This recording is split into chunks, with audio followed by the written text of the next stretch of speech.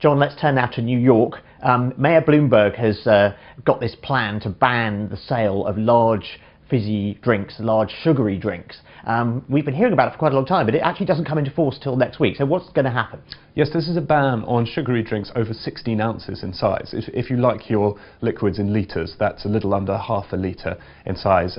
These will be banned at point of sale, though of course there will be various ways to get around this, like sort of buying 2 or 3, I suppose.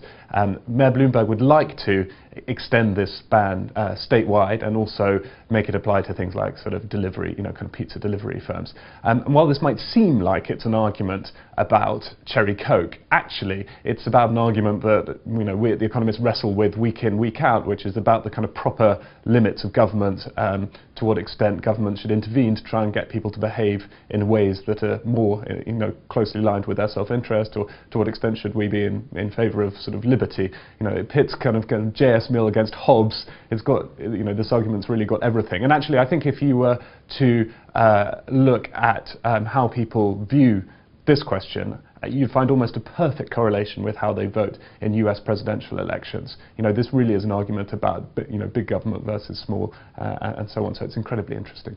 In Denmark, they introduced a fat tax, which went wrong because people sort of stockpiled fatty foods, and eventually the whole thing was shown to be unworkable. Are there people stockpiling giant orders of soda? Are we going to see sort of perverse effects like that? And do you think this is actually going to stick? There haven't been any reports of that yet, but I suspect that, that there will be many ways around this, like just getting 2 drinks rather than one enormous one. I mean, the people who are in favour of it say this is a nudge, a fashionable term. The idea that you can, by making something sort of marginally more inconvenient for people, actually affect quite a large change of behaviour. It's not therefore a kind of huge sort of draconian thing for the government to do. Of course, not everyone is convinced by that, and we wait to see if it works. If it does work, I suspect that you'll see a lot of other countries pursuing similar policies.